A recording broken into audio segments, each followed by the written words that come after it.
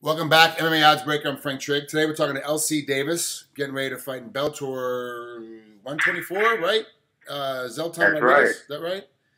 It's That's right. it's Labor Day weekend. Typical Sundays are barbecues and pool parties, but you were doing something else today. What were you just doing? I just finished a fantasy football draft with a lot of my buddies from the gym. Is it a paid draft, like big pot at the end of the year, or is it just for fun? Like how's Yeah. Well, we just did a $20 buy-in. First place gets $200. A little bit of prize at the end. Do you get to change and trade throughout the season, or are you stuck with this team for as long as the season goes? No, we have trades, and we can do waivers and trades and everything throughout the season. It's a 14-team league, so try to keep the options open to be able to pick up different players and stuff like that. All right, Drew Brees is your quarterback, but who's your wide receiver? Your big wide receiver. Wide receiver, I got Larry Fitzgerald. I got Jeremy Macklin. I can't even think of all of them when I got just now. But yeah, we literally just finished the draft probably about 10, 15 minutes ago. How much time do you spend on this? Is this like one of your hobbies? Like fantasy football is a big hobby for you, or is it just something you kind of do in passing? I usually do at least one league a year. Last year I did 2 leagues, and it was kind of too much for me, so I cut it down just doing 1 league. And we got a league set up throughout our gym here, American Top Team HD. So a lot of guys from the gym just joined the league, and got a 14-team league. So yeah, it's just a little spare time. I love watching football, so it just makes it a little more interesting having a fantasy team.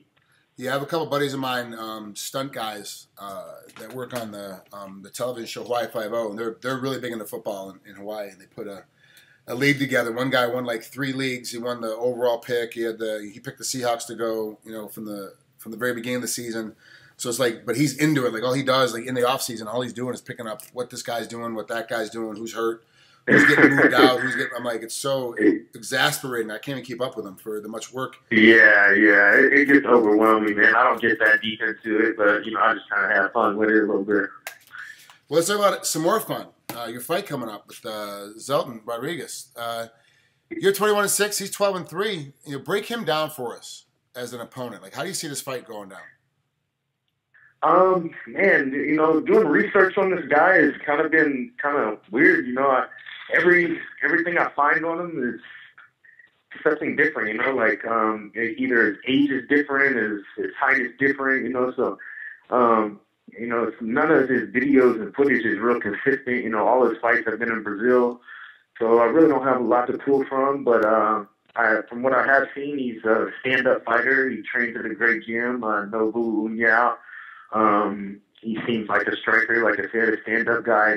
Primarily likes to box, and he has a real strong guillotine on both sides. So that's pretty much only consistent things I've found about him.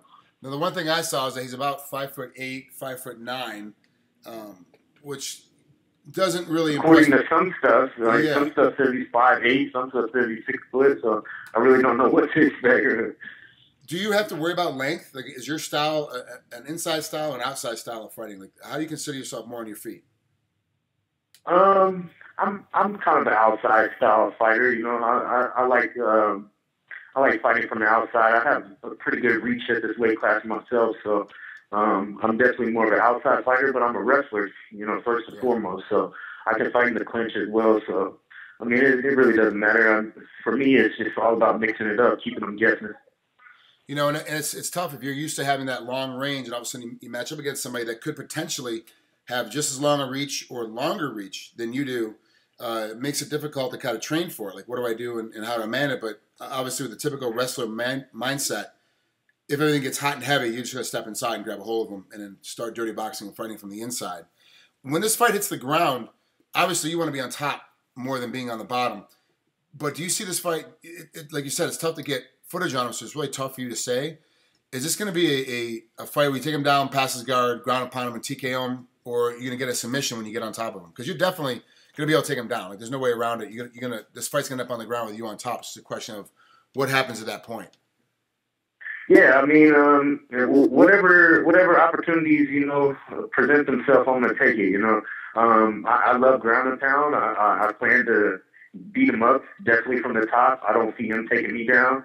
Most Brazilians aren't known for wrestling, and I think I'll definitely have the advantage in the wrestling. So, yeah, if I'm on top, I'm going to be beating him up, and if he opens up for submission, I'll take it, So I'm not going to be picky or choosy. I'm just going to take what it gives me. Let's go back in time for a quick minute. I want to talk about Ryan Roberts, your loss that you had at Victory Fighting Championships. That was a split decision loss. What could you have done differently? Because really a split decision loss to me is all you have to do is impress one more judge one different way, and then you get the split decision win.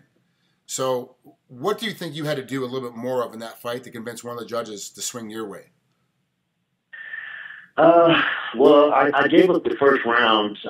He took me down early in the first round. I wasn't able to get up. That's probably what hurt me. But other than that, I feel like I won every round. He got one takedown in the fourth and one takedown in the fifth.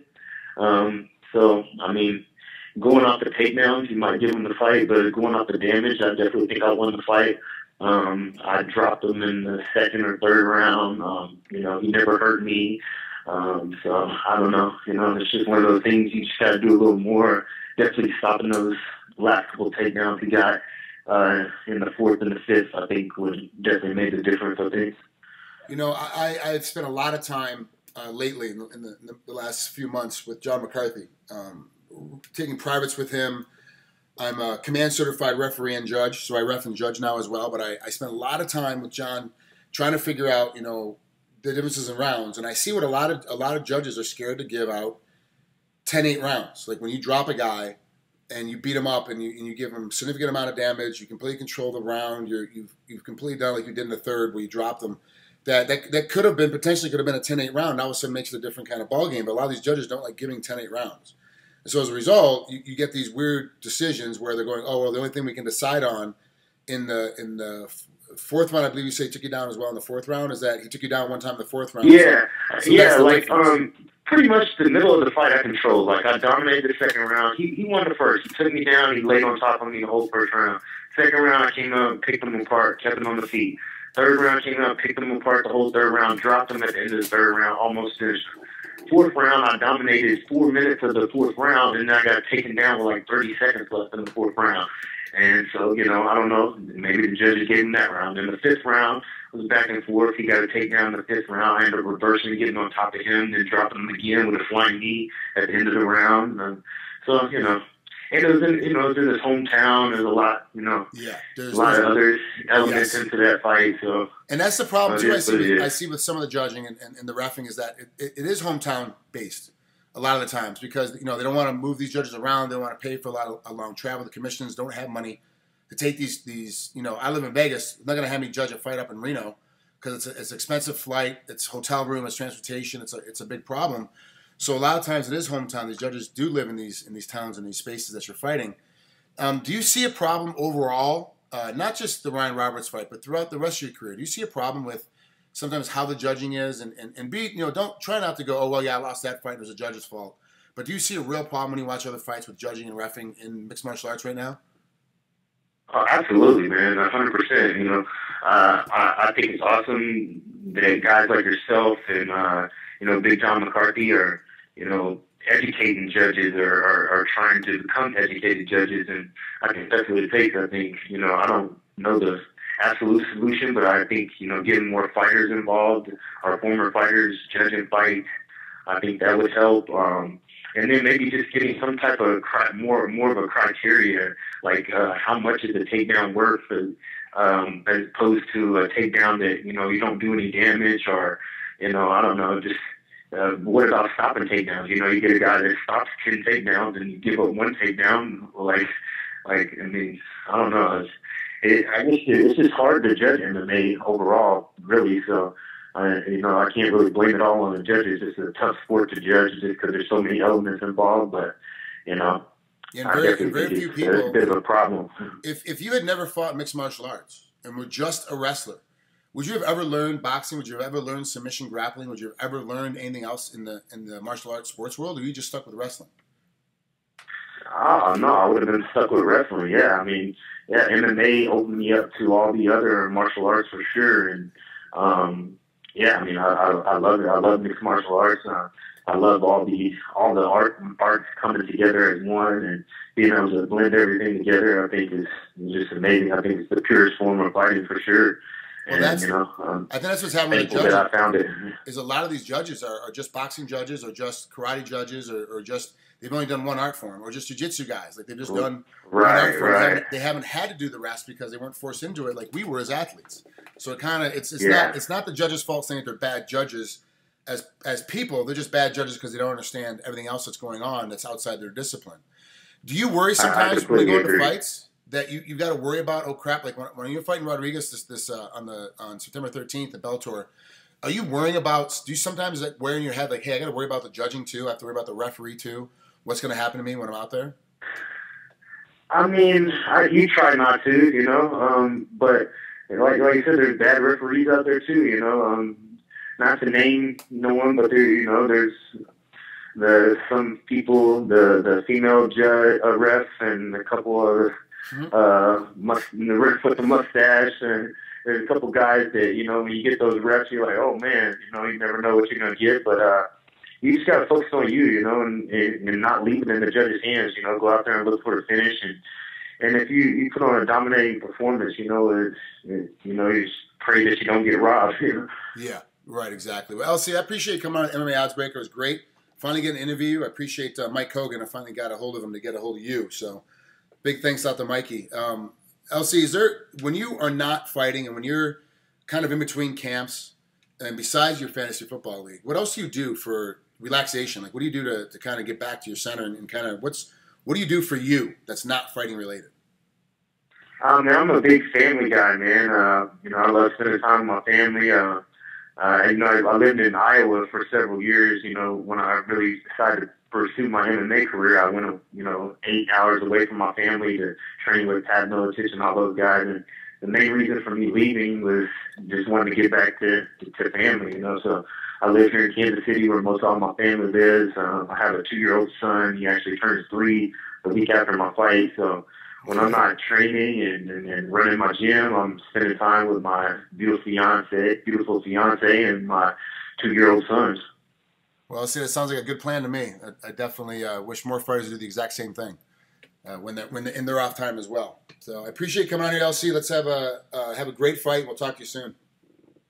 Oh, no problem, man. And I like to say it's an honor doing the interview with you, man. I've always been a big fan of Frank Trigg, and I used to watch all your fights back in the day when I first started. You being a good wrestler, southpaw fighter, I kind of like modeled my game around you a little bit. So it's an honor to get to speak with you and do this interview with you. Thanks, LC. I really appreciate that. It does. Sometimes I feel a little left out of the game right now, but it definitely bumps my ego a little bit when you have a great fighter such as yourself. Say that, hey, I started watching you when I was younger, and I kind of mimic myself after that. Man. Yeah, you're a pioneer, man. I watched you a long time. I remember the first fight I saw you was when you fought that Hawaiian guy, BJ Penn.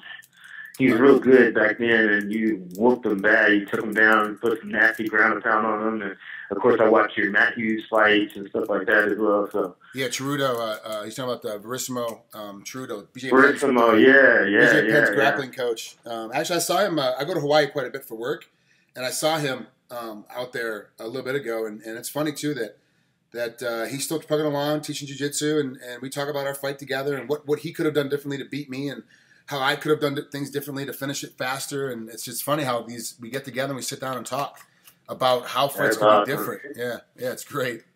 All right, Elsie, appreciate it, bud. Take care. Have a good rest of the day. All right, you too, man.